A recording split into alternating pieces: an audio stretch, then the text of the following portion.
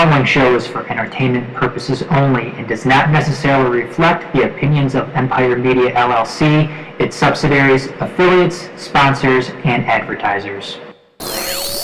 Can they hear me? Can they hear me live out there? Next beat. That ain't the beat I want to. Those was wood another beats beat. right Another there. beat. Nope. Give me another beat. Give me another beat. Nope. That's not it. That's the beat. Turn it up. Oh, word. Turn it up. I gotta hear it a little louder. Can you make it louder than my headphones? Turn me up in my headphones. I'm still stuck in the 80s/90s. Lottos, kangaroo boots, natty ghosts, Velas, jumpsuits and troops, Junos, color Levi's, Bugs Bunny sweaters with the rhinestone ring on it. Fighting and making up the next day. Nobody getting shot. Working a hustling to get it, a get got. We had love for the streets, our family, our foes, our friends. Respect for the elderly. Pager/payphone, sneaking into Adams Theater. Watching Crush grooving tougher than leather. Hopping gates out the college port to bang out, cause you don't wanna get caught at mom's crib or at Vaughn's crib. Eating funny dinner with the fam. Church every Sunday, 8 o'clock a.m. And even if I fell asleep in the back row or played sick, no matter what, man, I still had to... Welcome, everybody, to the X-Cast, webisode number 41 of the X-Cast, to be exact. It's day 4,752 in the search for Tim Shovelday. I am Josh Houslander. With me, as always, the producer, the man, the myth, the legend, Adam Hernandez. What's up, Adam? How you doing, man? Nothing, just trying to do a couple things here at once. So. Oh, yeah? A little Yeah. multitasking? Yep, that's right. Right on. That's cool. Actually, are you a multitasking fan? I believe this actually is a philosophical question I've heard debated at length. Some people believe that multitasking is a myth. That It might be a myth to myself because I'm a horrible multitasker. Well, and that's what I've heard a lot of people say, and I'm talking like big business people too, say that they believe that multitasking is a myth, and that some of the worst multitaskers are the people that think they're good at it, and that they're not, and that they would really just be much better off truly dedicating themselves to one thing at a time, finishing it entirely, and then moving on from there. I don't know. I don't know really how I feel about it. I don't know how I feel about it either. I don't think multitasking is a myth. Mm-hmm. I think some people are better at than others, and I've always heard that females are always better multitaskers. Are they? I could see that. Did you ever try to do your homework like if you had a lot of homework, mm-hmm. or you're a procrastinator like myself, and you got a lot of homework, or you accumulated a lot of homework mm-hmm. because of you waiting to the last minute. Did you ever try to do homework like 2 subjects at one time? No, I can't say that I've ever tried to do that, actually. No, wait, no, what? I take it back.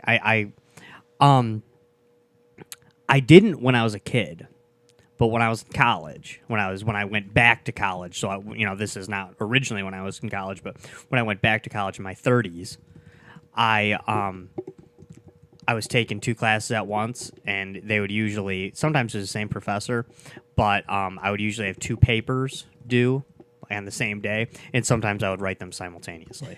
I would go back and forth, and I'd be writing a paper on JFK and a paper on World War I at the same time. I would go back and forth, but I felt like it was like a rhythm. Like I kind of felt like, okay, I did both the title pages, then I did both the intros, then I did so it was like I kind of like made them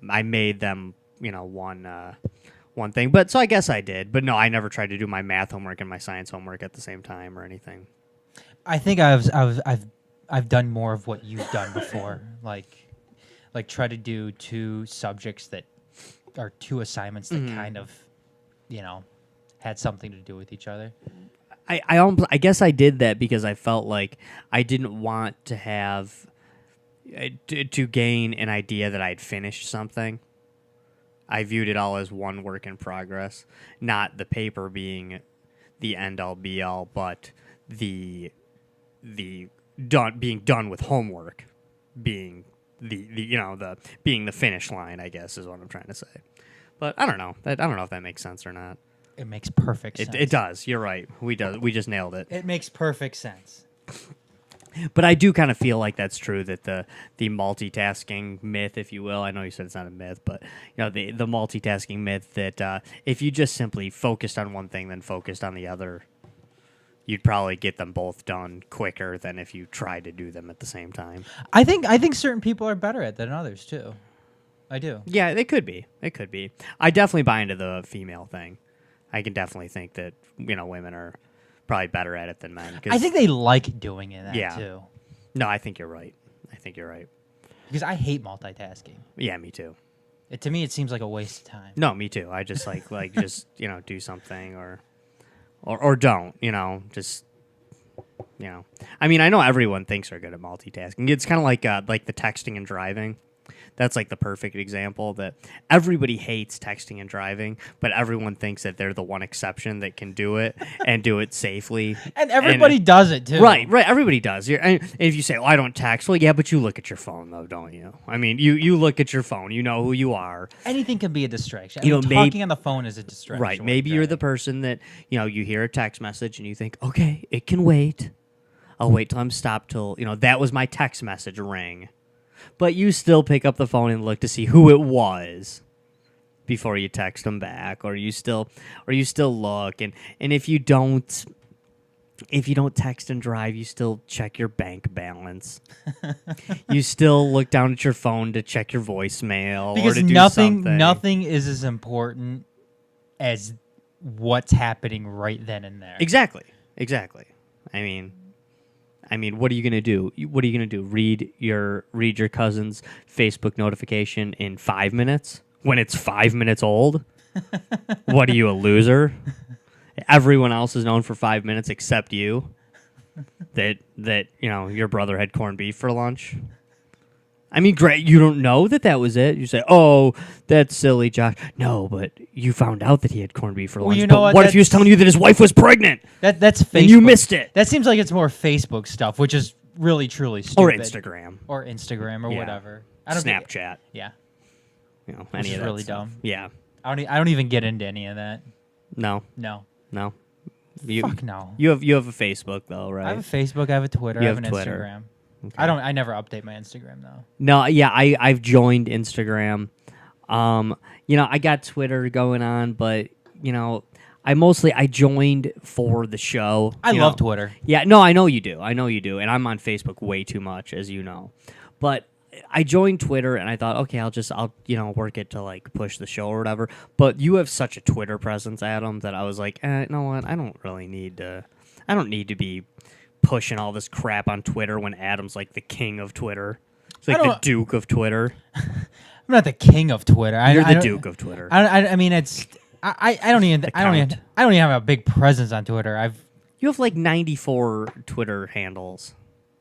All of that is in conjunction with with different parts of the majors and the Empire Media, Imperio X. Yeah, TMSNX.com. I mean, if none of that stuff was a thing, then I wouldn't. I would just have my. You would just have one Twitter. I would just have one Twitter handle. And you would that would be the only place where you bitched about Donald Trump. But now that you have like those many ones, you can bitch about Donald Trump. It's no tenfold. Let's see. There's probably my Twitter. There's probably only like 4 outlets on Twitter that I bitch about Donald Trump. Yeah, that's probably true about you. So 4 or 6. No, I think only 4. About 4. All right, right on. No, I'm mostly Facebook. You know me. I'm a Facebook guy. But the old ladies. That's fine. Yeah. No, actually, my mom gave up Facebook for Lent, and I thought, wow, that's a great thing to give up for Lent. I feel like more people should do that. But then when I'm thinking, I should give up Facebook for Lent, I instantly think, well, I can't give up Facebook for Lent because I host all these podcasts. How's she doing, by the way? Oh, she's great. Is great. she? Oh yeah, she hasn't cheated at all. She's like right on with her Facebook. Facebook for Lent. Is she happier and I think she healthier? is. Actually, I think she is. Yeah, I definitely do. But I'm thinking like, I can't give up Facebook for Lent because I host all these podcasts. And I'm really important because I host podcasts. And I know, it's so ridiculous, right? But so then I'm thinking like, well, I'm not doing it for me. I'm doing it like I have to do it. It's part of my job. Yeah. To get out there. But then I feel like isn't everyone going to have some excuse like that as to why they can't give up Facebook for Lent? That's usually how it is with everything, though. Right. I mean, anything that has to do with Lent. And I realize a lot of people think the whole Lenten idea is just kind of dumb, but it's a traditional thing. So whatever. It's kind of like well, you know what? I don't want to go on a vegetarian thing here, though. But people who try to become vegetarian, Right. and they're like, "Oh, well, you know what? I had to start eating meat again because my doctor says I needed protein." Okay, well, if you really wanted to be a vegetarian, Right. you could still get your protein. Right. You can still get those nutrients that are in meat Exactly. and something Exactly. else. I don't know why you'd want to do that, but you could. You just didn't want to be vegetarian Right. anymore. So if you don't want to be a vegetarian anymore, or you don't want to be vegan anymore, then just say I Right. don't want to be vegan. Yeah, I tried the whole vegan thing for a while. Man, did that suck. Yeah. I'm back on meat. I Yeah. mean, just say it. Just say it. Yeah. I mean, there's no problem with that. I'm gonna come right out and say right now, and it's true. I don't want to be a vegetarian. I do like eating meat, but honestly, Adam, I don't think I could do it because I'm one of those guys that like my body really does like crave meat.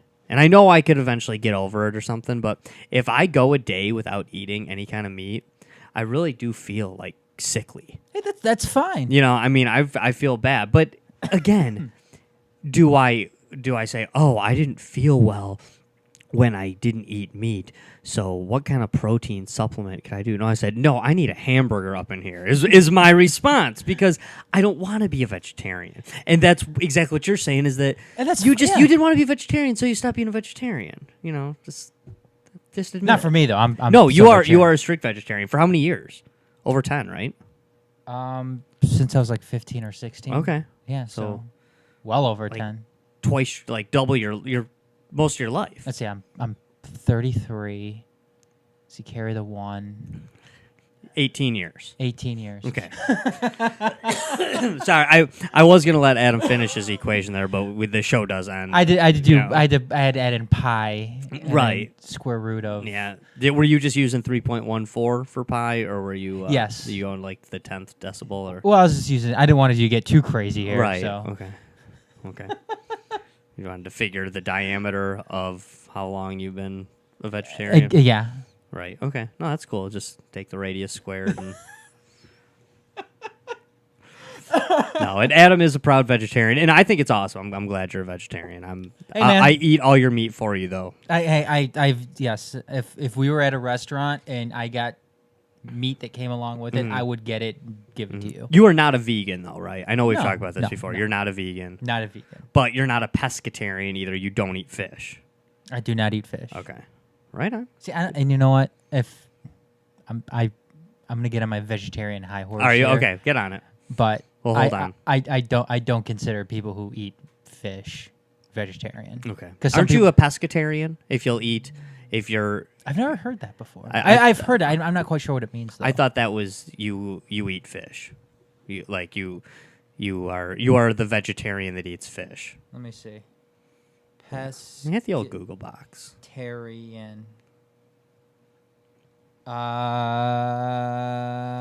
Am I close? I don't know. This is taking forever. All right. Yeah. Whatever. Whatever. If you people at home are interested, you get your own Google boxes. No, I just Google box. That's a term that's pretty outdated. Oh yeah, no, you're absolutely right. I mean, people still say I'm actually right about the a pescatarian. person who does not eat meat but does eat fish. Okay. But you God, see, that's what I'll tell people from now Okay. on. They'll You're be not a like, vegetarian. You're a pescatarian. Yeah. I'm a vegetarian. Do you eat fish? Yeah. Okay. Well, you're not a vegetarian. You're a pescatarian then. I don't even. Good to know. You can start being like me with all the political terms I love to throw around. Like, no, actually, you're not a socialist. You're just a statist. Status pigs. Yeah, you are. Oh, you may call yourself liberal, but you're far from classically liberal. You're actually just progressive.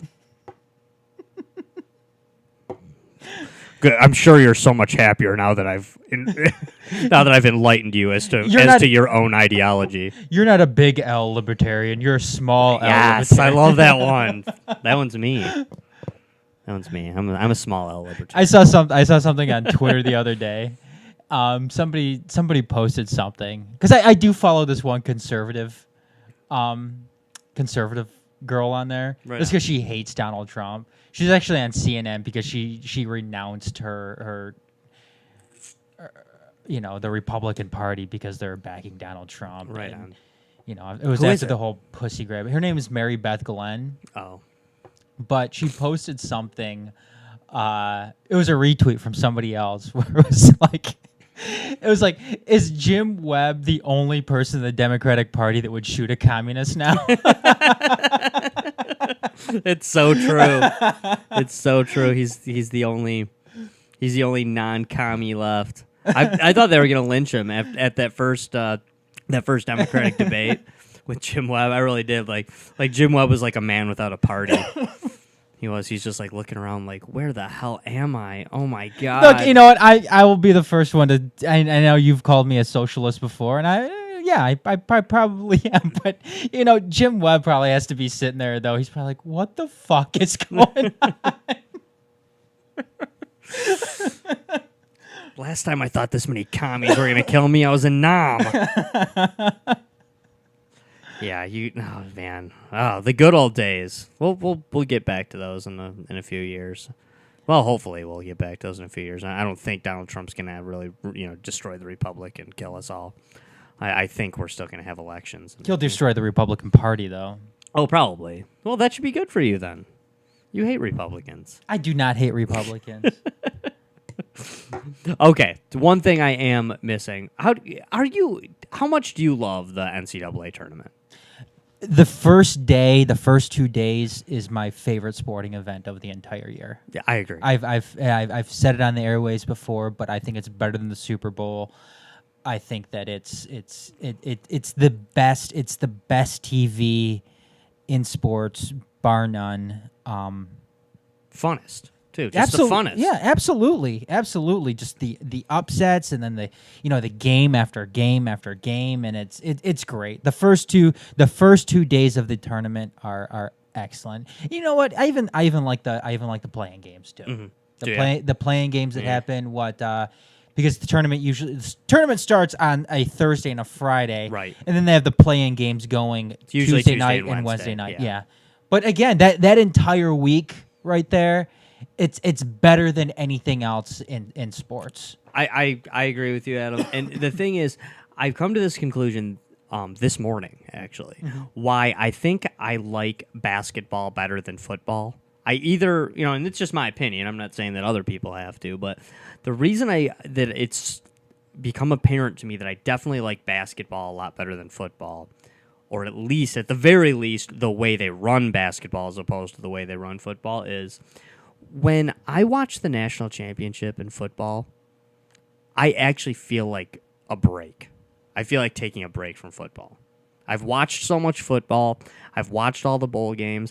I watched all the the conference championship games if they have one. I've watched all that stuff, and then it comes to that, and I feel like, okay, I'm about done with football now. I'm done with it. And the morning after I watch the NCAA championship game in basketball, I'm usually thinking like, crap, what am I going to do with my evenings? Like, oh man, oh shoot, basketball's over. Like, oh, I guess I got to return back to my regular life. The thing about football, though, is when college football, when the national championship game has been played, that's usually it. There's no. I think is the Super Bowl right after that. Actually, yeah, the Super Bowl. Pretty right, much. yeah, the Super Bowl's still right. A couple after weeks that. away, a couple weeks out. But football's almost totally over with at that point. There's that game, and then there might be a couple more playoff games in the NFL. Including the Super Bowl, and then that's it. Yeah, and the Pro Bowl, which nobody watches. Yeah. Pro Bowl doesn't count. Yeah. But I see what you're getting at. The NCAA, NCAA basketball, they do it so much better too than college football does it. I agree. I think that the tournament is phenomenal. The one and done is phenomenal. Obviously just the entire month of March is phenomenal. It's a madness. It is a madness, and it's something that I think football should take some notes on. Right. And I agree with you. Obviously, they can't do a 68 team tournament. I mean, that's out of the question in football. But I think they can do a 16 team tournament. Mm-hmm. I don't think that's out of the question. No, I don't think you're wrong And about that. I don't know why they don't do it. Yeah. I think if you can keep the bowl games throughout the entire month of December, the players are usually out of class anyway. Mm-hmm. And let's not kid ourselves. Oh, nobody cares about the kids going to school. Exactly. Stop it. Exactly. If you're one of those people that's still saying that, wake up. It's not 1978 anymore. Not only is that not true, it hasn't been true for a long time. These kids aren't actually there to go to school. Nobody cares. Nobody cares. And quite frankly, college is... I mean, let's be honest. College is a lot more useless than it ever was back then anyway. I mean, everybody goes to college now. It's kind of useless. I mean, We hear about some of these classes that they do take. Oh, I know. I think at the University of Michigan, Bo Schembachler won it. He implemented a class. I think it was about. Oh man, what was it about? It had something to do with like with I think with like sport in ancient Greece. Oh, yeah? It was a class I think developed just for the football players, and I may be wrong on the type of class that it was, but it had something to do. Bo with... was a history teacher at U of M. Yeah, it so. had something to do with antiquity. That's Okay. what it had to do with, and it wasn't like a typical academic type of class, Right. like ancient Greek literature or something like that. It was something. Did you practice the old fashioned javelin throw and stuff? Because that would have been cool if you did. Probably not. It may have been beneficial to some of the quarterbacks, but I don't think they did that. Right on. That would have been cool. I actually think I know I've said this before back when we did the majors, but I actually think that especially with these big schools, I think you should be able to go there and major in football. Or go there and major in basketball. And people are going to be like, oh my God, that's pathetic. You're just buying into the whole thing. It's like, no, go to any one of these major universities and read the list of stuff you are allowed to major in and tell me that at least half of those aren't dumber than the two things I just suggested. I mean, you could actually have these guys what are they going to do for their profession when they leave here? Their goal is to become a professional football player or a professional basketball player. Or you can throw in baseball or hockey too, or any sport for that matter. So basically, that's their goal. So why not actually have a curriculum that teaches you, okay, you're majoring in football. So let's have a course on football journalism, football history. I think that's an excellent idea. I mean, to actually know the, history of football journalism. Fundamentals of football. Actually learn that in a classroom. They don't have to be poofed or easy courses that anyone can get a 4.0 in easily. They might be, and you can't really control that, but I mean, we all know that colleges make it so, okay, let's divert all of the football players into this particular English class because it seems like everybody gets 4.0 in it.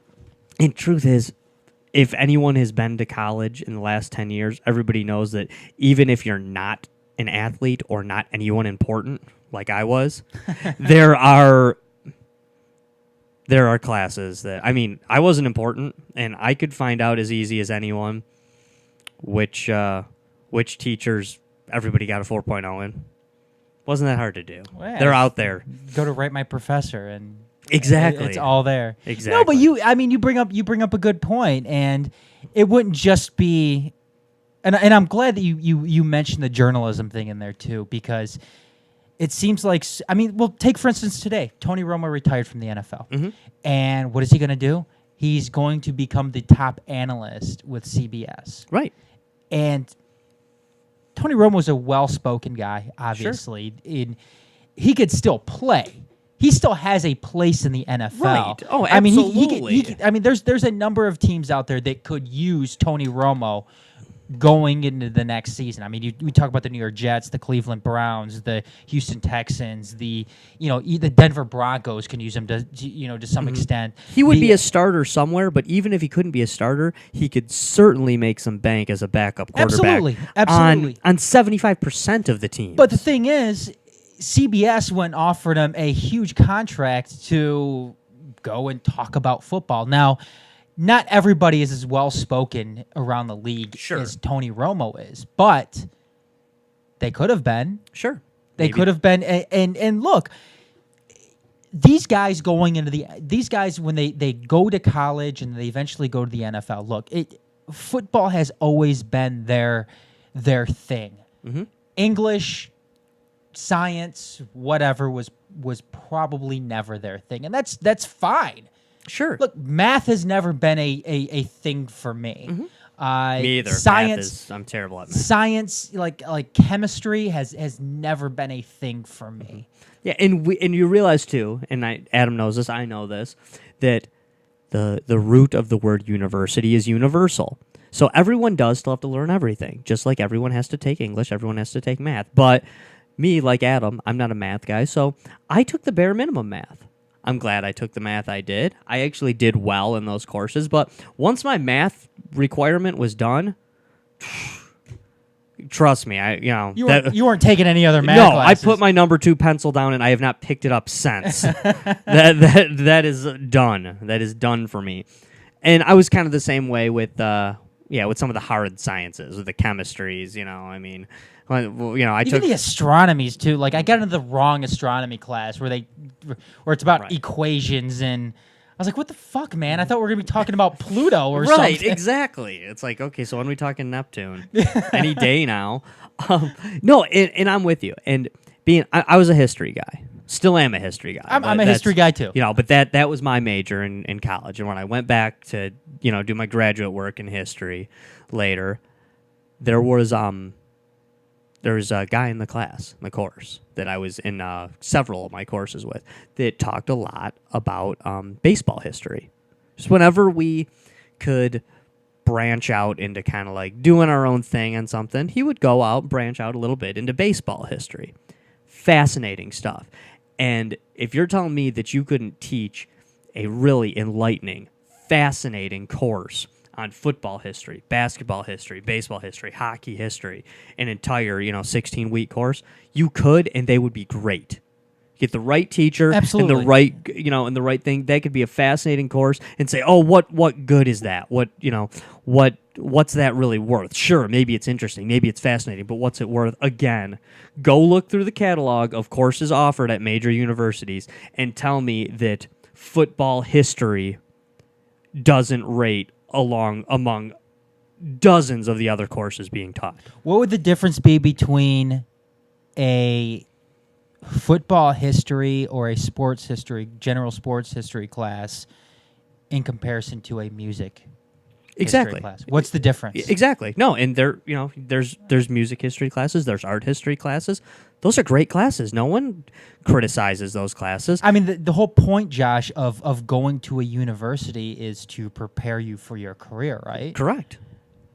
Can you make the argument that there might be a bigger demand for somebody who is knowledgeable in sports history than there is in 2017 in music history? I think there is. Yeah. And look, I was history, photography, history. I mean, these courses exist.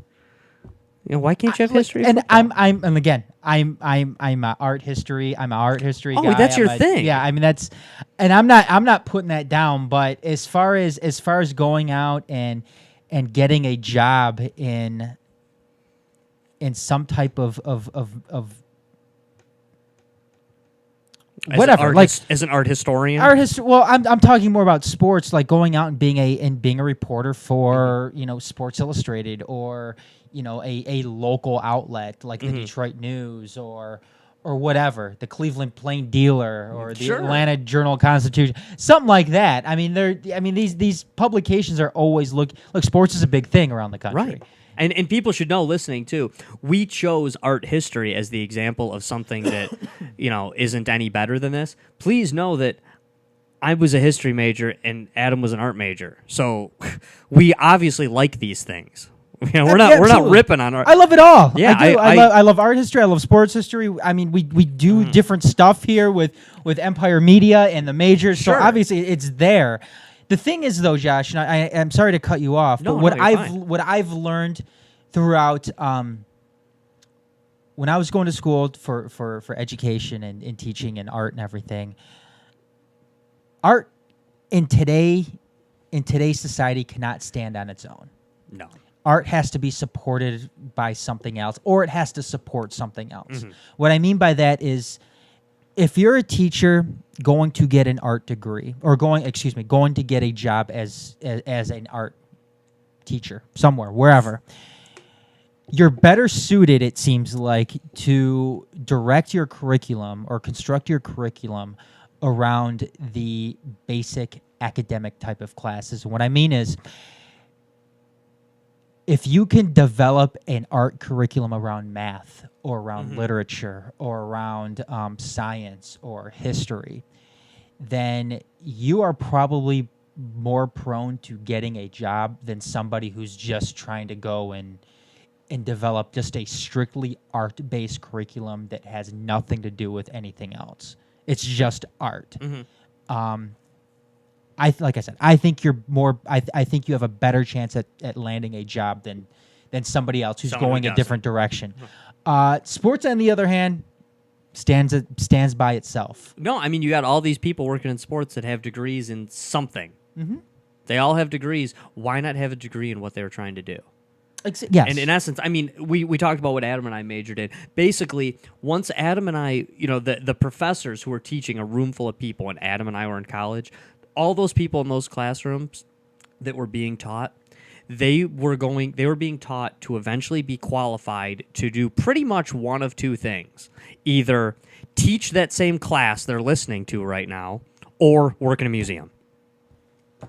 I mean, that's pretty much what Adam and I were qualified to do after the completion of our degrees. That's what dawned on me. When I was sitting there in college, I was thinking, okay, I'm majoring in art with a concentration in drawing. What the fuck am I going to do with this? Right. What am I going to do with it?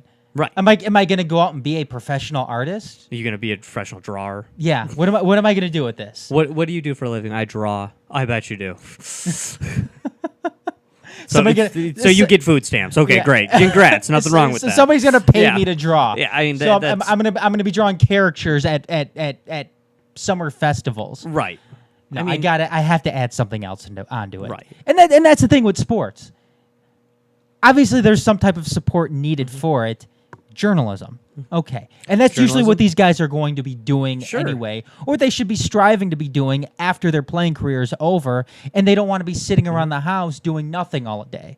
Right. A lot of these guys go and they get jobs with ABC or CBS or ESPN or Fox. And not to mention, you're thinking, okay, but that's the big universities. What if I just want to go to my, small-time private or local university or community college and start taking some of those courses?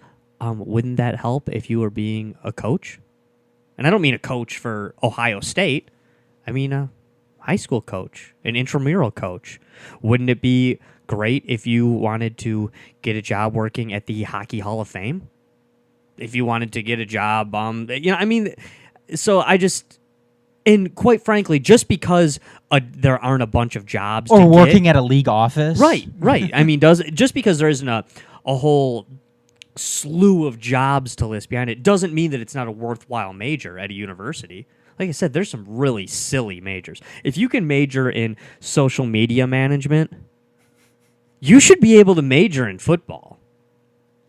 I totally agree with you. I mean, to me, that's like I use that as an example, and I don't care, no offense to anyone doing that particular one, but that is the dumbest major out there, and there is just a slew, there's a whole bucket full of people getting worthless degrees right now in social media or social media management or something like that. No, again, I'm not saying that what you're doing, that your heart isn't in the right place, but just know that what you're doing is like someone majoring in vacuuming in the 1940s. Okay, like, oh, we got these new things, vacuums. Some people don't know how to use them right. I'm going to get a major in vacuuming. Guess what? 15 years from now, everyone's going to be able to know how to work a vacuum just as well as you. And it's true with social media. 15 years from now, you're not going to be any better at social media than anyone else. It's part of our life. It's part of our daily life every day. Everybody does it. So you're 22 years old, majoring in social media right now. There's a 10-year-old who's just going to get just as good at social media as you 20 years from now just by being alive. That's it. How'd you get good at social media? I was born in 2012. I mean, what do you want from me? That's how I was good at it. I mean, it's 2032. What do you want from me? I mean, that's life. That is life. So to me, that it's a big thing for me. As somebody that I'm kind of looking to get into the university level in a lot of ways, and some of my other things. Not for this particular thing. Not to be a sports teacher. But that would be kind of cool to know that, if you actually had a historian teaching your football history course, and you had you had different qualified people, There's a lot of math involved in baseball and football. I mean, these are, it could be legit. It doesn't have to be dumb. You say that and people think, oh, that'd be dumb. But it doesn't have to. If you don't make it dumb, it won't be dumb. So, I don't know. Cool thing. This is not on our rundown today. No, we're actually, just talking about it, but I like it, and No, it was interesting idea, and I wish schools would have would be more open to it, because right now it seems like schools, the only thing that they relate to sports is something you watch when you should be doing your homework, right, or something that brings in the school a lot of money only if you play it. Sure. And I don't think that should be the case anymore. I agree. I don't. I mean, there are schools out there that have, and these, by the way, I'm listing only classes that I think are really cool and would love to take. But there are classes out there that teach the philosophy of Star Wars. There are universities at I think I said it before on the show. That's a show or not a show. That's a class that you could teach. I could easily teach it. I would be awesome at teaching that class. I would take it. No, it would be great. And I'm not saying it couldn't be a worthwhile class, and that it doesn't have to be easy either. You can have homework, have hard to learn stuff.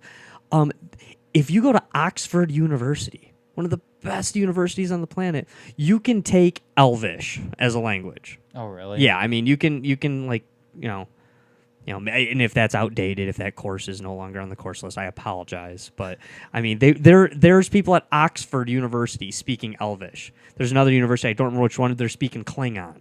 Oh, Jesus. I mean, this stuff is out there. Hey, cool, whatever. These are smart dudes. They're learning stuff. Cool, whatever, man. I'm cool with it all. When I was at Schoolcraft College here in Livonia, Michigan, community college, but a great community college, huge community college. I mean, I took wine tasting. Oh, did you? Yeah. So it was a 1-credit class. Like, oh, I like wine. Whatever. I think your mom could teach that class. Yeah, my mom could teach that class. She took the class before Did too. she? Yeah. Well, she was at Schoolcraft as well. I mean, it's a cool class. She ahead of the professor in that one? There's probably, yeah. They're like, yeah, just ask Patty what this is. I don't know. These classes exist. They're cool. I had the chance to take a sports history class at Eastern Michigan, where I went, but I ended up not being able to take it because it didn't fulfill my requirements. I was bummed out about it. Like, fuck, man. Like, oh, jeez. It looks like I'm gonna have to go take city or history of urban planning, and I think that's the class I'd end up having to take. And that happens so much with and electives. It was miserable. You end up taking. I mean, I once took voices in pluralism, taught by like just a hardcore bra burning feminist, and really? and like nothing. I'm sure that went well. I'm sure that went well with you. But yeah, I mean, God, that class was hard to sit through. I'm not gonna lie. For a guy like me, that was not an easy class to sit through. But hey, it's out there. It's cool. I mean, the only problem I have with and we're going into this for a long time here, I realize, but hey, whatever, it's our show. We can talk about what we want to talk about. I realize that the one problem I will acknowledge when you have sports history or you have a goofy thing like that is that, and I'm a history guy. So when you have a class like that and then you say, okay, you only need to fulfill a different major, a totally different major, you need a history class. People tend to take those goofy classes instead. And to me, if you go all through your university years and the only history class you take is sports history or art history or the history of urban planning, that's a shame. And most people don't, but some do. And that's too bad. What's the, I don't want to say the dumbest class you've ever taken in school, but is there a class that you took that was just, I guess dumb or a waste of time or like the weirdest class you've ever taken? I don't think I have it in college. Yeah, I can't, off the top of my head, and I was in college for, I did the Tommy Boy thing in college. I was like, a lot of people go to college for 7 years. Yeah, they're called doctors, I mean, yeah, that was me. But I can't think of one off the top of my head. I had some classes I didn't like, and then there's some classes that I thought, like, oh, this is not going to be cool, and it ended up being kind of cool. One was Indian and tribal literature. I took it, I'm like, oh my God, I don't know if I can get through this. And it was awesome. Was it awesome? Yeah, it was just so cool. And it was only cool because the professor was so cool and he was so into the subject matter. And that's brilliant dude. And that's a key right there. It is. It's huge. So that was cool. The books you had to read in it were I was not a fan of those particular books. But for one thing, I wasn't a fan of those particular books because at the time I thought, these make Indians look really bad. They're not, it's not, it felt like, God, it's like some of the bad stereotypes about Indians they're, pushing on there. And by the way, I say Indians instead of Native Americans because the guy that taught that particular class said, I've spent years and years with Indians, and they call themselves Indians, so I don't know where this Native American thing comes from. That could be totally wrong. Maybe there's Native Americans or Indians listening right now who are like, who the hell does this guy think he is? And hey, if I don't say it to offend, but ever since I heard that guy say that, I said, I'm gonna call them Indians too, because that's what that's what he did, and that's so I just always kind of went with that. I took a karate class in college, and it sucked. I didn't like it, and it didn't even fulfill a physical ed requirement, which pissed me off. I thought it did, but didn't. That's hilarious. I also took a flag football and floor hockey class in high school, and it was fucking awesome. I got to take it 2 years in a row. Because awesome. You needed 1 credit hour of a physical education class, and the physical education classes were worth a half credit in high school. The high school I went to, so I took it 1 year. Then I was talking to my advisor or my counselor. Mm-hmm. You call me your counselor in high school, right? And I was like, she's like, yeah, you need 1 more half credit of a physical education class. I'm like, can I take flag football and floor hockey again? She's like, yeah. I'm like, sweet, sold, man. Let me sign me up. I took one in high school called PSR, or Personal and Social Responsibility. I still have no idea what that class was. It sounds like a waste of time. Yeah, I mean, I got an A. And at that point in my high school career, me getting A's was not something that happened all that often. But I have no idea what they were trying. I have no idea what the class was even about. Oh, you're learning. Well, obviously, I guess it was about learning personal and social. Not really. I have no idea what the hell they were talking about or what it was about. But you started off the day kind of meditating. Oh, jeez. It was such a silly class. Wait, was this college or high school? High school. I think I took it my freshman or sophomore year. I always found that when I was in my upperclassmen years of high school, when I was junior, senior, especially my senior year, the most important thing for me was getting a class first hour that I could be late to. Oh, that's huge. Yeah. I mean, when I went to this one class, I forget what it was. I think it was Western Civilization or something like that, which I ended up taking a Western Civilization class as a senior, which I loved. It was one of my favorite classes I took, and then I took another one in college. But this particular, no, it was actually 20th Century Media. That's what it was. First day, first hour, the teacher's like, "You have to be on time to this class." I went to my counselor like that later that day, and I've got to get out of this class because I'm not going to be on time to this class. Sorry. It's kind of funny you mentioned like the blow off class thing because I went to Catholic school my first 2 years of high school, and you take an extra course. You take 7 classes instead of 6, and they're harder, and they make you they make you take more requirements, and they require more things. So then went to public school my last 2 years. So my junior year was kind of normal, but my senior year rolled around, and I had kind of taken everything I had to take. So like, well, you could take some honors classes, you could move on, you could take some other stuff, but really you can take whatever you want. I'm like, oh, really? Whatever I want? So my last year of high school, my 3rd through 6th hour, my end of the day, I had 2-hour block of school store, then library assistant and office assistant. That was my entire senior year.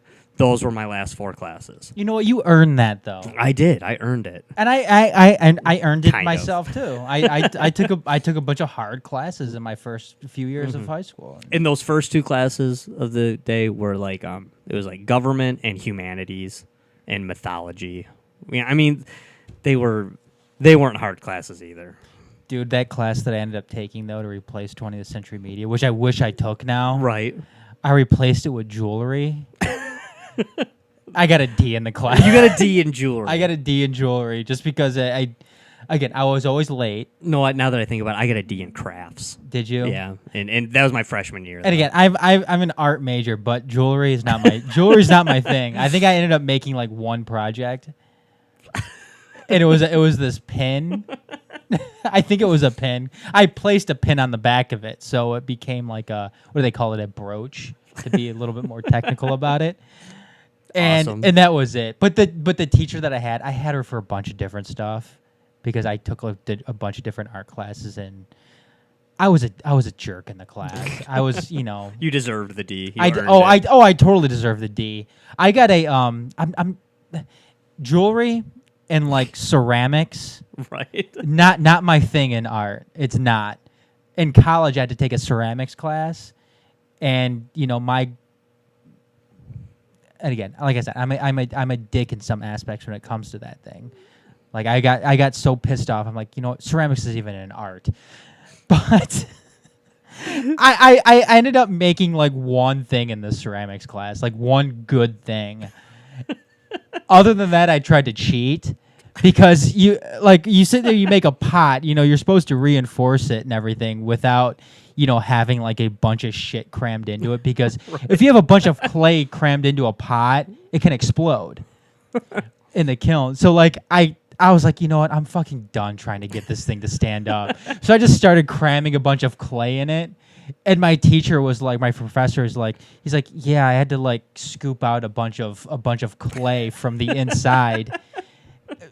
And he's like, you can't do that. You're gonna make it explode in the kiln, and they're gonna end up ruining a bunch of other people's projects. I was like, I don't care. Yeah, I just want to get the fuck out of this class. Yeah. So at the end, like, If I'm doing it wrong, could you just do it for me, please? Yeah.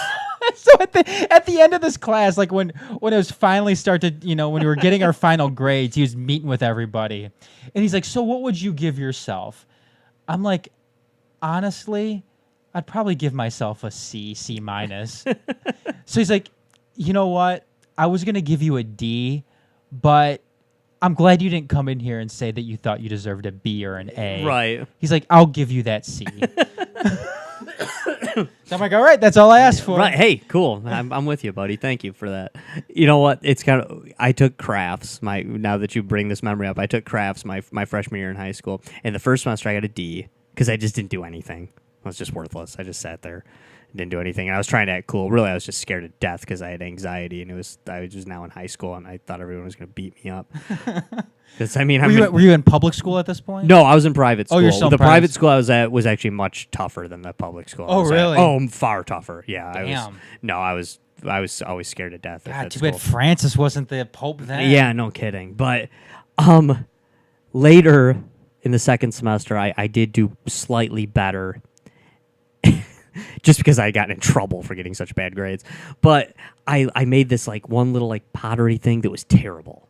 Like it was terrible, but like I could tell the teacher, who this teacher, by the way, later I find out was Eddie from our Deep Issues cast. Ed Zaharsky, who's on this show. The woman he later married, it was her aunt. Oh, really? Yeah. I didn't know that at the time. Was it a pinch pot?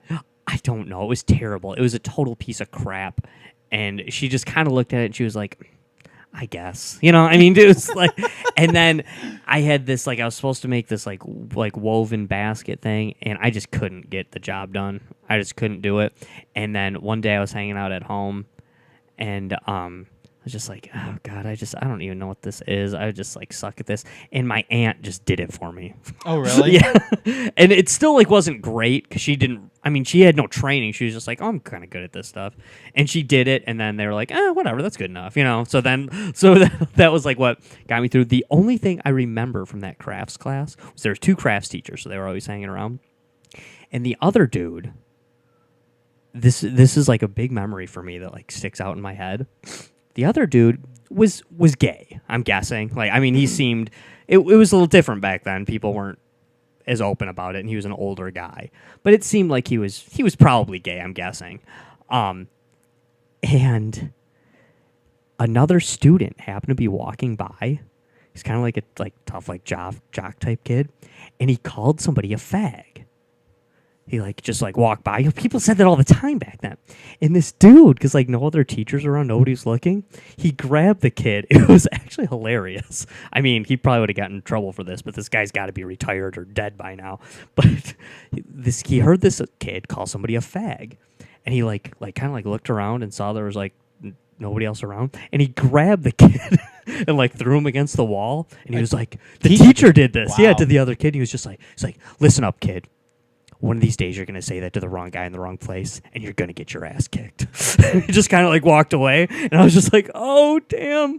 Like Kick his ass. Yeah, I'm just like, this would be so hilarious if this teacher punched this kid right now. But he didn't. But the kid looked scared shitless. Oh, really? Yeah, and it wasn't a little kid either. It was a Did big the dude. teacher get in trouble? No, really? no one found out about it. Oh, I mean, wow. nobody. I mean, the few of us that saw it were more on the teacher's side. Thought it was kind of funny. So, Wow. I mean, nobody, like, told on him or anything. But no, he never got in trouble for it. That's good. Yeah, no, I thought it was kind of funny, and, you know, and I know that Teacher's right too. Yeah, no, whatever. I don't care. I mean, I thought it was fun. Yeah, I did. I thought the teacher was right, and I didn't care. And at the time, you know, like, it was not I was such a tiny little guy. You know, I was like 100 pounds soaking wet at the time. So, like, I see this, and I'm just like all like jittery, like, oh man, like, I'm gonna see it. Like, this teacher beat the kid he did it to is twice my size. You know, but. He's like a jock type guy. But I just thought that was funny. That's the only thing from that class that stuck with me. I couldn't tell you anything I learned. And this is the craft class. Yeah, in the crafts class. And that wasn't my teacher. It was the other teacher. But, you know, it doesn't matter. But, Jordan, it's kind of funny. You know, just, like, jumping back real quick to What's that? The NCAA tournament, which is what we were supposedly talking about. One reason that I just love the NCAA tournament, too, is that I get so into basketball that I find myself enjoying the hell out of, in the off days, when the women's tournament is on and when the NIT is on. I, like, watch all that stuff, too, you know? I just love watching that stuff because they do such a good job with the tournament that you just want to watch basketball, you know? Well, it was cool seeing Mississippi State beat UConn. It was. And their 111 game winning streak. I think the last time they lost was like in November of 2014 against Stanford, which was a incredible run that they had, obviously. So it was fun seeing that. And I think they ended up losing in the finals to South Carolina. Yeah. Which sucks, but whatever. You No, knocked it's off, crazy. I just assumed UConn had it, you know? And yeah, you knocked off the best team in really the sports best team history, yeah, perhaps? really I mean- the best team in college sports at least, but that was cool. I don't watch any of the NIT. I don't Michigan. really even know what I watch. I just kind of I know watch Michigan games. won the women's NIT. Oh, did they? I Yeah. guess I didn't realize that. Yep, they won in I think it was like triple overtime That's cool. against Georgia Tech. Cool. Baseball starting now too. Baseball started. That you're excited about that, right? I'm excited. Yeah, I'm very excited. Yeah, I know we don't have Nick and Tip and more on the show. That that was always a big thing for us, the majors when baseball was starting. But I'm excited about it. Started. I guess they technically started Sunday, but I usually don't count Sunday games as opening day. Opening day always starts on a weekday. I'll be at the Brewers game in Milwaukee this weekend. Yes, on Friday against the Cubs. It's the World Championship Cubs. Nice. Which made the tickets really expensive. They jack up their prices when they're playing a good team. Milwaukee's a stadium that I want to see too. It's one of those newer type of contemporary stadiums that have the retractable roof and look kind of like an airplane hangar. That's what they look like. Yeah. No, I mean I'm excited about it. It'll be cool. The reason I'm going to be in Milwaukee, speaking of Milwaukee, I definitely want to plug this and talk about it. This weekend, coming up, the Midwest Gaming Classic in Milwaukee. If you happen to be in the Milwaukee area, I know it's short notice because it's already Tuesday, but there are still tickets available. Midwest Gaming Classic is really cool, man. Really cool event. In and around Milwaukee, I should say, but look it up if you're into it. Just super cool, man. I mean, basically take an entire hotel and just load it with video games and pinball. More pinball than anything else. But I mean, just picture like the room you've been at a wedding, at a hotel wedding, and just brimming with pinball machines so you can hardly walk. It's really cool. I mean, all on free play, of course. I think I pissed off Soroka. Did you? Yeah, because in our show mini synopsis here, I put the nerds gather in Milwaukee, and he wrote, "Mudhens suck." But yeah, you can see Mike Soroka in all his indignance, and Nick Houslander and myself and Glenn Updike. Did I just ruin my chances of getting onto Settle On? No, you did not ruin your chances of getting Settle on the screen. You're fine. You are definitely fine. You can still come. Soroka's pretty grouchy to everyone, so you're good. No, I know. But Soroka, he's a podcasting extraordinaire. So we will be there. We'll be doing live shows. We'll be doing interviews with people. We're gonna be doing a ton of stuff. If anyone watches Settled on the Screen, we will be finally giving the jacket to Ryan Janot that he earned so many years ago. We'll be presenting it to him live. I don't know if we're doing it live. I think we're doing it live. Yeah. Rudy will not be there, though, right? Rudy Ferretti from the Houslander and Freddie Hour will not be there. He's not in attendance. It's a big hike for him.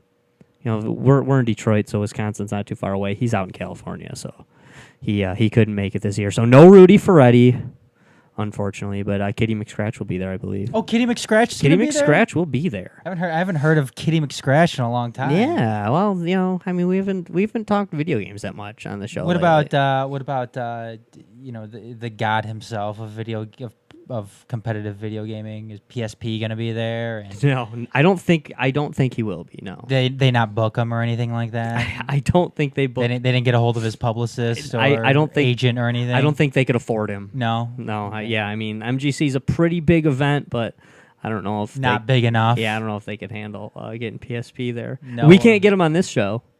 Well, God knows. I mean, we used to have him on a monthly spot on Detroit Rowdy Radio, but he outgrew us. So, what about? I forgot. What about Kat? Is she gonna? I don't think she will be. No, I don't know.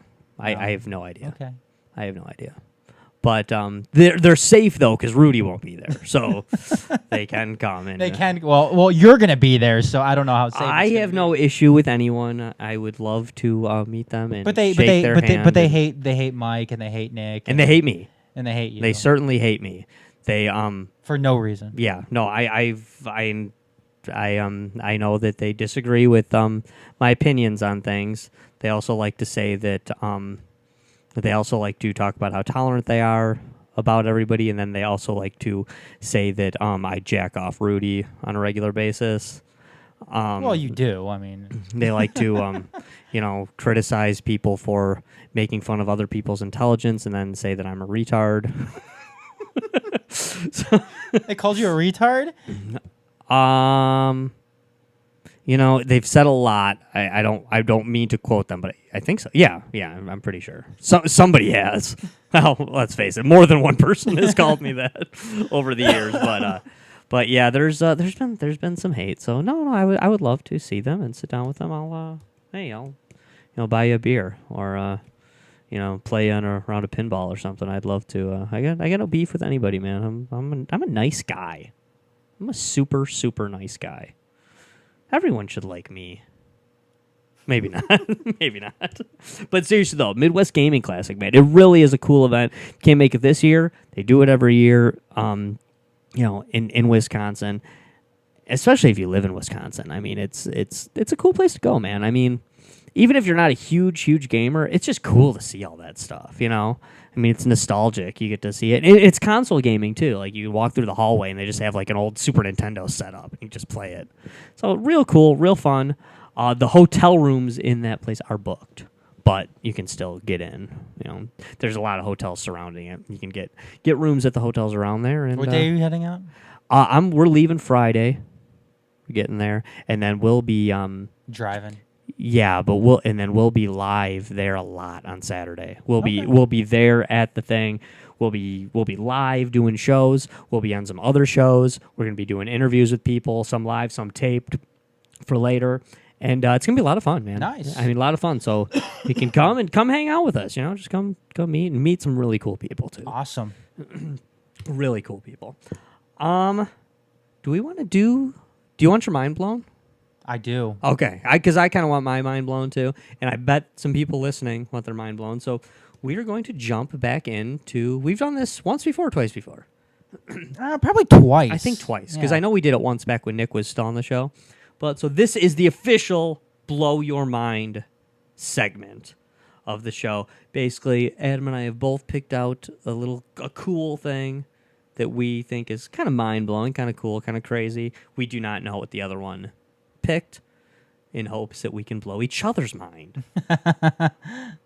What's up, man? You want to go first? You want me to go first? You go first. All right.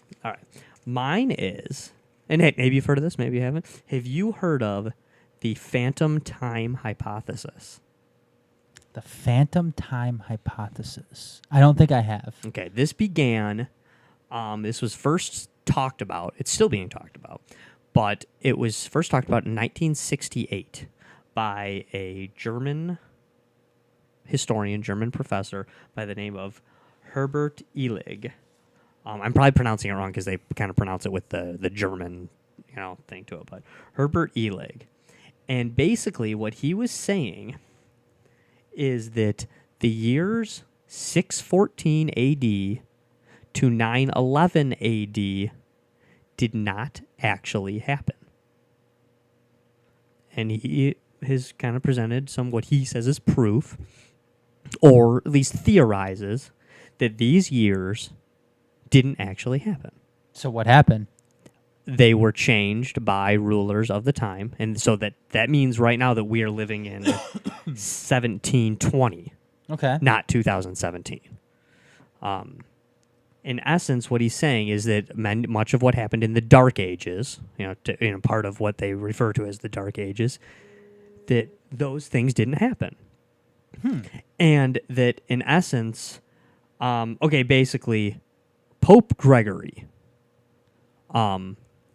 is more famous for creating or instituting the Gregorian calendar, yes, more than anything he really did as Pope. as Pope, dogma related. Not that he didn't do some dogma stuff, but that's not what we're here to talk about. But he changed the Gregorian calendar from the Julian calendar.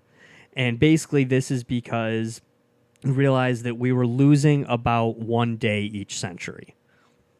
I think it's more like 10 or 11 minutes a day, just simply because of the way they were calculating time. Mm-hmm. So and that's legit. And so basically what happens is he added 10 days to the calendar. But instead of 10, it should have been 13. And what Illig is saying is that if you take those days, it accounts for this time. And in that time, historians typically chalk that up, well, it's the Dark Ages. We didn't have much. There isn't much written in those times. What is written is kind of sparse, and a lot of it's almost people kind couldn't of see, like... it was dark. Exactly. Yeah. What were they supposed to do? Everybody was blind. But basically, they say that the things that happened throughout those years either happened at a different time or it didn't take nearly as long as they claim that it took, or that it was, in essence, created by the Holy Roman Emperors later, who then basically just kind of wrote down, well, what happened between this time that didn't happen? This happened. A lot of people credit it to Holy Roman Emperor Otto III, who they say that he was obsessed with being emperor in the year 1000 because he wanted to be there 1,000 years after Christ, be the Holy Roman Emperor. In the year 1000, that was going to be a big deal. So what they're saying is that around 688 or so, he just kind of one day decided, no, it's 988, not 688, and they kind of reverted all this stuff. Now, keep in mind, a lot of people are thinking, well, yeah, God, what happened between 614 and 911? Well, Alfred the Great was there. So that means, that all these things, Alfred the Great, Pepin the Short, Charles the Great, Charlemagne, probably the biggest one, that they didn't happen, or that they happened at a different time, or that it didn't quite take as long. And a lot of historians actually have theorized that a lot of the things they say about Charlemagne, that if he did all that stuff, that it really would have actually taken more like 3 or 4 lifetimes than the one lifetime. But that could just be, well, maybe he wasn't as actively part of the things that were happening and they were happening simultaneously, or that maybe Charlemagne didn't really live that long and there was maybe like 2 or 3 dudes who were Charlemagne. And that's, again, there's no solid proof to back that up. That's kind of like the whole William Shakespeare thing, where Shakespeare may maybe not have existed. Yeah, but exactly. And a bunch of, a few different people may have, written a Shakespearean work. Sure. Or that these guys, maybe they existed, but maybe they existed elsewhere, or part of its legend, or maybe they didn't exist at all. Maybe they just took a couple of days or a couple of weeks and wrote some cool stories of what happened in those times. But what goes with this? And there's quite a bit of stuff. I will say there's more to debunk this out there than there is to support it. To support it. Mm-hmm. That is certain. But it is true, and this has been found by a lot of historians over the years, that many of the documents that they thought were real from the Dark Ages have been found to be counterfeit. And that they have kind of taken anything that comes from the Dark Ages, you kind of got to take with a grain of salt. Sure.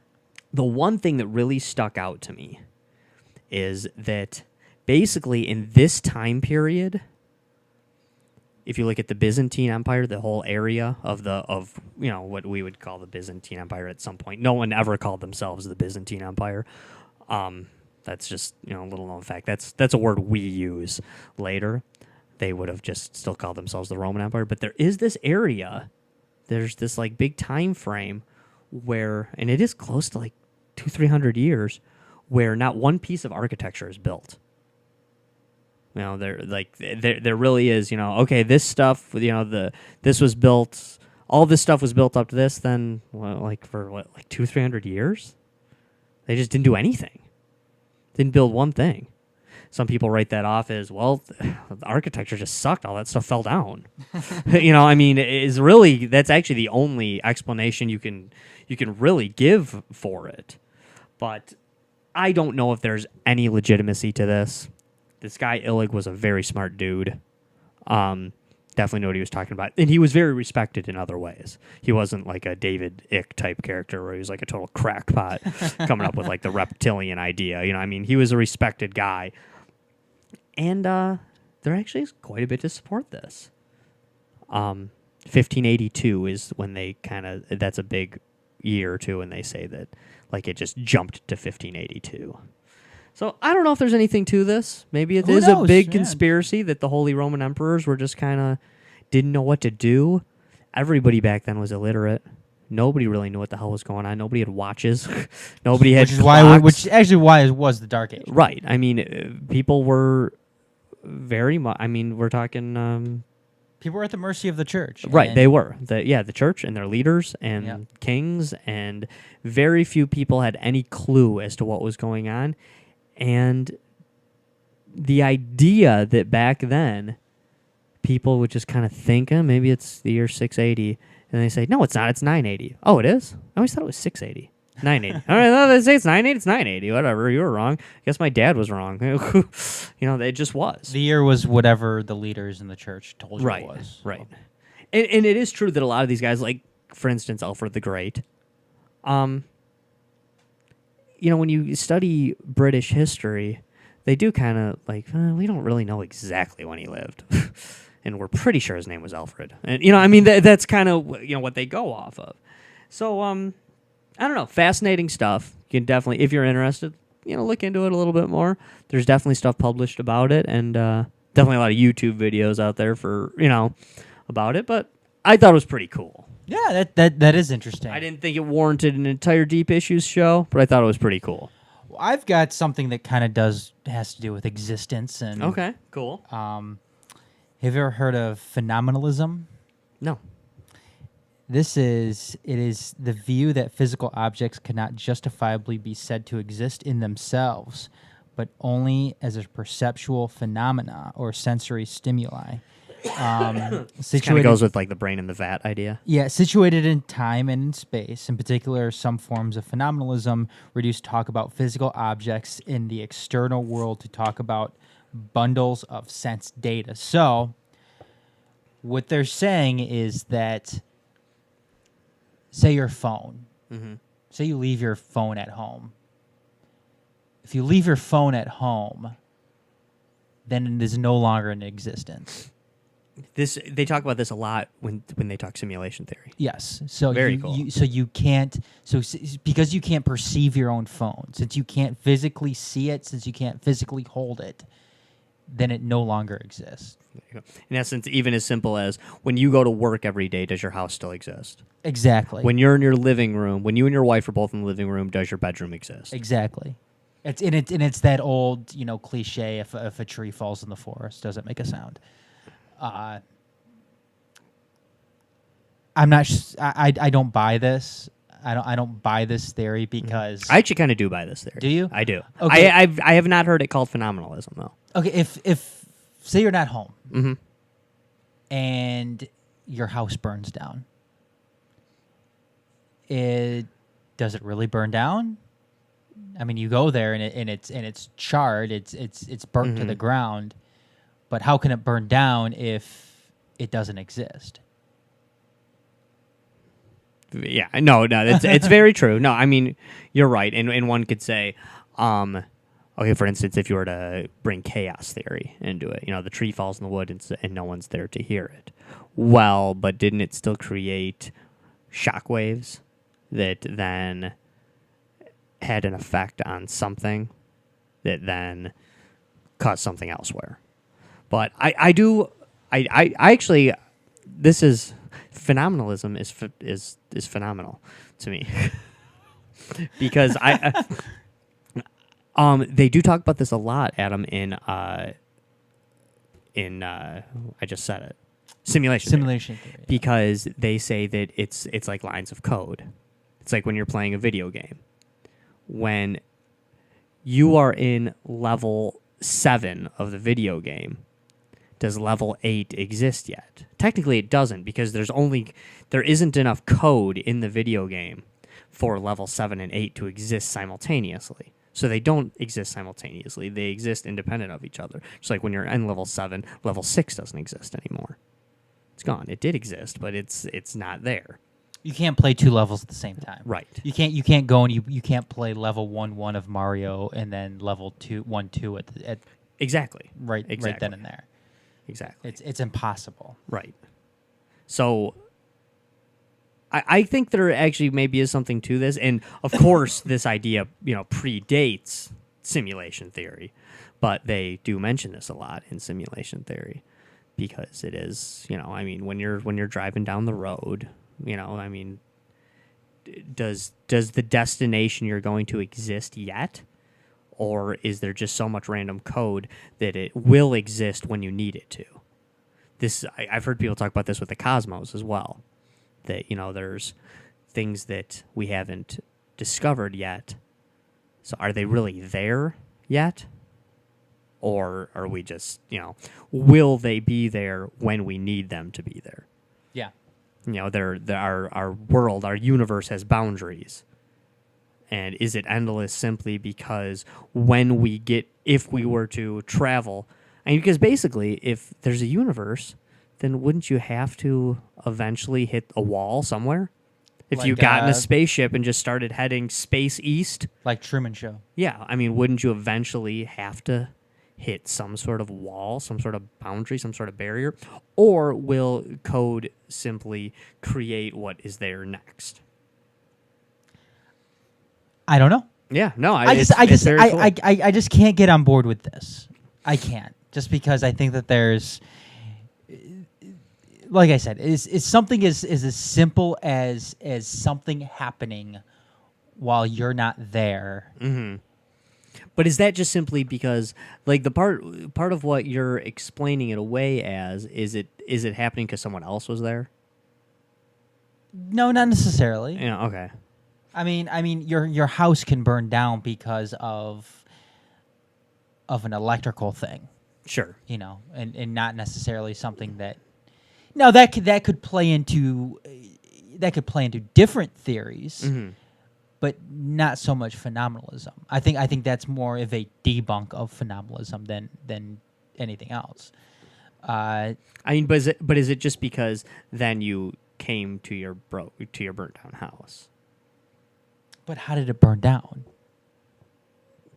It burnt down because you've backtracked and you found out the example of why it burnt down, but that doesn't necessarily mean that it really happened in your reality because you weren't there. Is that, what, you can't know because you weren't there. Is that more of a time travel thing though? It does kind of have like a remnant of time travel in there. Is that and that's why when we did our whole Deep Issues time travel, and if you guys missed that, you should go back and watch it because it was a good one. Our entire time travel episode. Part of that is when we were talking at the very beginning of the show, saying that does time really exist, or is time simply a construct that our mind creates so we can understand what's happening? Because a lot of scientists or theorists believe that there is no time. That's just the way our primitive mind wraps itself around what's going on. That all things are happening simultaneously, but your mind can't comprehend that. So it puts you into a state where you interpret it as the flow of time. It's funny that you say that you bring this one up too, Adam, because speaking of blowing your mind, a couple of years ago, maybe it wasn't even a couple of years ago, maybe a year and a half ago, I brought this idea up to my dad, mm-hmm. and it freaked him out, and he kept bringing it up for a week straight. Oh, really? Yeah, whenever I saw him, he'd be like, I keep thinking about the thing you said, that when you leave the house and it's then it's not there. He's like, and I just had to make myself stop thinking about it because it was driving me crazy. He was like, I was kind of, and he told me, he was like, and I was driving your mom crazy too because I kept talking about it. He's calling up your mom. Hey, Patty, is the house still there? Yeah, exactly. Well, yeah, it's still here because I'm here. Calling it, why is the house still there? I don't know. I'm at work. No, it is a crazy idea though. But you're right, and it would be hard to if you're a believer in chaos theory. I would think that, and I could be wrong because I'm not an expert, far from an expert on either one of these things. But in fact, I didn't even know it was called phenomenalism until you brought that up. Chaos theory is a tough one for me too. Yeah, it is. It is. I think that there's obviously some aspects of chaos theory mm-hmm. that can be true, but the very, very minuscule type of thing. Like, for instance, the butterfly flapping its wings in the mm-hmm. in the forest, causing a tornado in Texas or mm-hmm. something like that. That's not something that I can get on board. Well, with. And if you are a believer in chaos theory, and a lot of people are, my wife's big believer in chaos theory. Jeff Goldblum's big. Yeah, definitely. Ian Malcolm. Ian Malcolm. Definitely a big believer. Yeah, but if you're a believer in it, then you can't believe that things can be predicted. You can't believe that one can predict how something is going to happen. And to me, I feel like, well, we predict how things are going to happen all the time. Sure. And we're right a lot of the time. So sometimes it's common sense. Yeah, to so make a how do you prediction. wrap your head around that? I mean, so you're basically, in essence, what you're saying is when you predict that stuff, you've predicted every butterfly flap. You've predicted every dog bark and every squirrel that fell out of a tree. And that's tough for me. That's tough for me to be able to say that, because I don't know if you ever read the Foundation novels. No. I can't read. Oh, okay. That's a bummer. But basically, the Foundation novels, is that Asimov? I think that's Asimov. Yeah, it's Asimov. He, same guy that wrote the robot series that iRobot's based on, stuff like that. Okay. And also the guy that came up with the basic idea for the robots, which like even like Data from Star Trek is an Asimov robot, like based on that idea. Basically, the Foundation novels take place way in the future, and they've gotten so good at math that they, in essence, can predict anything just through mathematical equations. They kind of touch on that in, is it the Avengers or Captain America? Where they had the guy, the old Nazi, who he could predict everything basically just through mathematical algorithms. Wouldn't that be Captain America? I think that was in Captain America, yeah. Yeah. Yeah, the Zola or whatever the bad guy was there, and that they talk about that there, that you can basically through the right mathematical equations you can predict it if you have enough of the variables. And I kind of go more with that. But if you believe in chaos theory, you can't believe in that one. You can't believe that through complex equations and through mathematics and science you could predict down to the person almost what is going to happen. You couldn't possibly do it. I mean, there's butterflies flapping wings. Sure. There's people dropping their phones. There's people slipping on banana peels. There's people doing stuff that will have catastrophic or prevent catastrophic events from taking place. So yeah, that's tough for me. I can't really. I'm with you, man. But it is true. You drop the water on your hand and make a hieroglyphic and tiny imperfections in your hand, and they will make it go in a different direction. Got to get Dr. Grant to pay attention. Exactly. No, and you gotta love it. It is funny because like we mentioned on, was it time travel that we talked about the chaos theory and the Hegelian? It was, yeah. The Hegelian dialect. I mean, because I'm more of a Hegel guy than a chaos theory guy, and that is a big part of it, because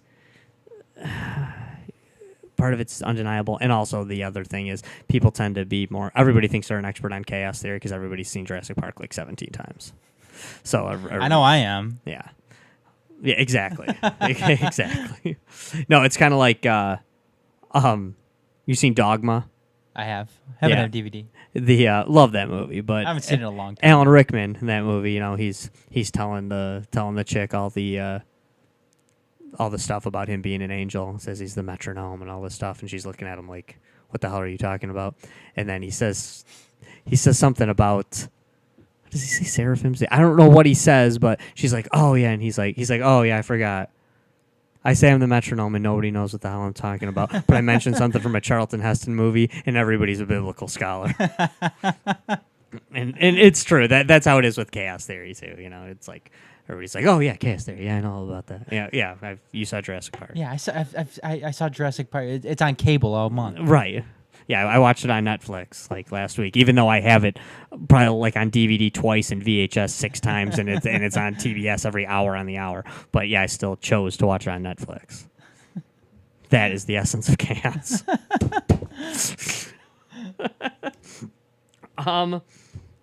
Do we have a news section? We do. Okay, cool. Or we call it the Empire Media Answers with Adam? No, Around the Empire. Around the Empire with Adam. Yes. First up, digital music. It made its first it had its first thing. It had its first milestone, I guess. And this was Kanye West, Life of Pablo, went platinum Oh, without being released on a physical. it's not released on a physical thing anywhere. No. Oh, And this is the first digital album to go platinum. wow. Just on a digital platform. So, again, That's a milestone. That's a huge milestone. Yeah, I mean, and I know whatever you think about Kanye West. Yeah, that's not the point here. Again, I get it, but yes, Life of Pablo still went platinum. Didn't sell a single physical copy. Wow. So I mean, that's like that's what people are doing now, right? A lot of things are not coming out in a hard copy at all. I guess so. You know, this is another thing to ask Nick, because I know Nick's a big physical copy guy. So am I. So Yeah, am I. I've never gotten a digital anything in my life. No, I am a digital guy. I haven't bought a CD in I don't know how many years, but it just, and I miss the, looking at the liner notes and stuff like that. Oh, but, for sure. But you know what? You've got the internet too now.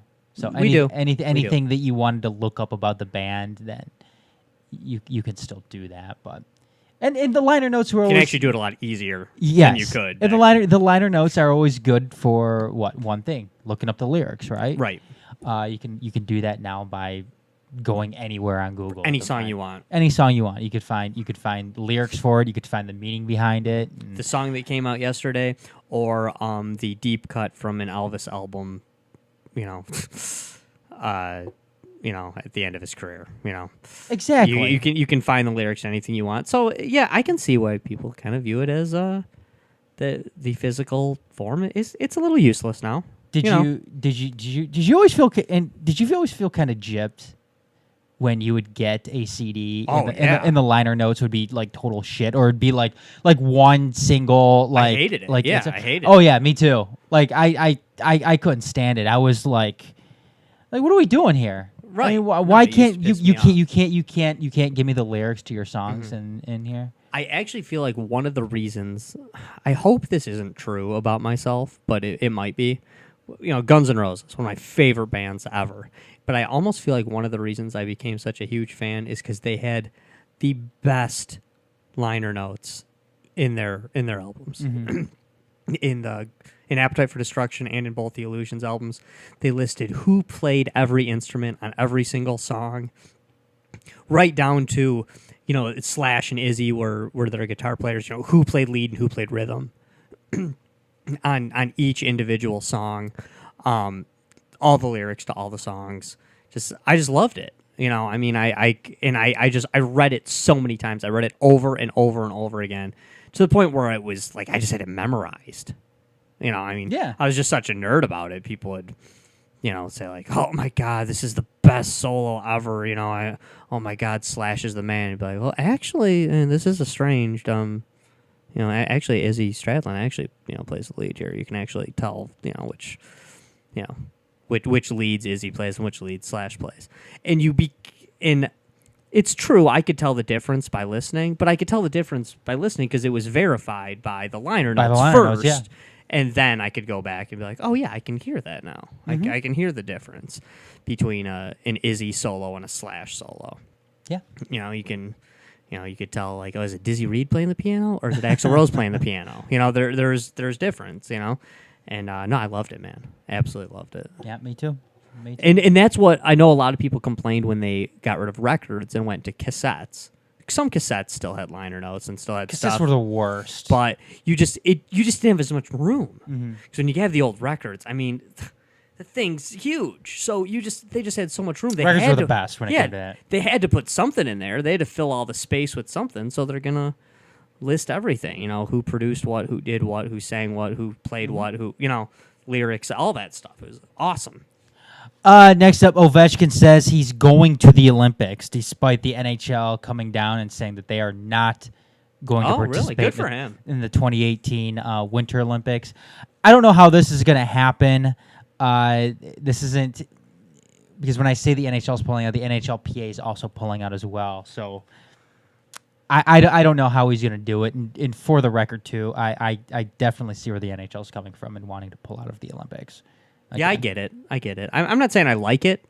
Actually, I actually kind of don't like it. But from a fan perspective, it sucks, not being able to see the NHL players. it's also kind of cool that college guys will be back in there playing again, Yeah, or and- minor leaguers or whoever is going to be there. I mean, Russia's probably going to win the gold medal, Right, because they of have this. they have the KHL and professionals, and they're probably going to stack their team. And if people recall, whether they recall it because they're old enough to remember, or simply if you recall because you've heard about it or read about it, and years later, that is why the Americans and the Canadians started putting their pro players in. So for instance, like the Miracle Ice year, when the U.S. won and they we weren't pros. yeah, but the Russians that they beat, those guys were pros. Oh yeah, They were the Russian pros against some American amateurs, and somehow the American amateurs won. They did the same thing with basketball. That's why we were not always winning. Basketball's our sport. We were not always dominating. We were like, screw this. We're barely beating or we're losing to the Russian pros, and we got American pros that could just beat these guys with blindfolds on. So let's just do it already. It's not like they're subhuman or something. They're people, and they're damn good at the sport, so why not use them? But I get it. I get why they don't want to do it.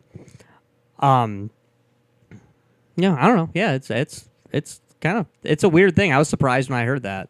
Yeah, that they were pulling like it I out. said, I kind of support the NHL on this too. Yeah, Look, I don't blame them. These guys sign a contract. They're being paid millions of dollars by NHL teams. And the last thing that these NHL teams want is these players to go and play in an international tournament, get hurt, get tired, get whatever. Yeah, and run the risk of not being able to play for the team that's paying them, or just not play at their top level. Yeah. So.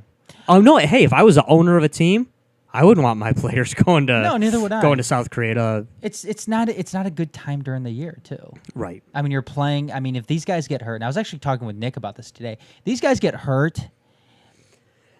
We're talking in February. So 2 weeks out of the month in February, they get hurt. If they get hurt at the end of February, you have about a month and a half to get healed up and ready for the playoffs in the NHL. So.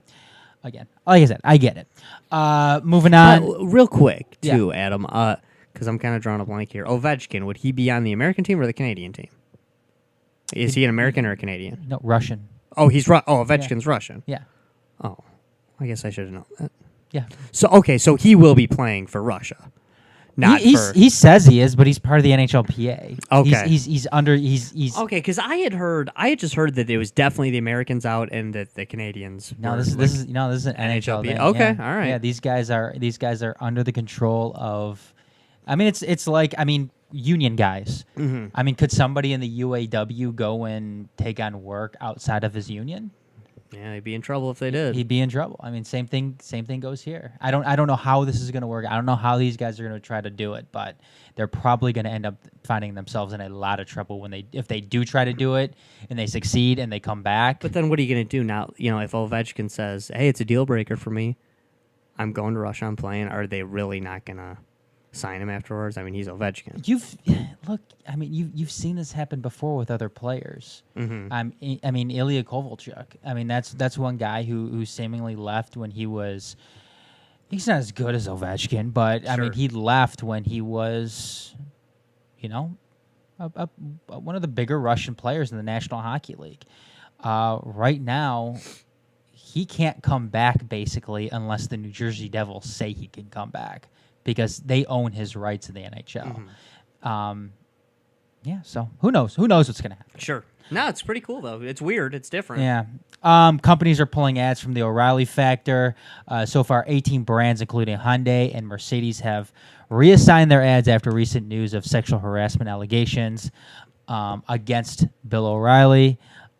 This is the first time, though, something like this has obviously happened at Fox, with Roger Ailes having to resign after a bunch of different sexual harassment allegations came forth against him. In fact, Rupert Murdoch is the acting head of Fox News right now because of Roger Ailes' This isn't resignation. the first time that something like this has happened. That Bill O'Reilly's been accused of this.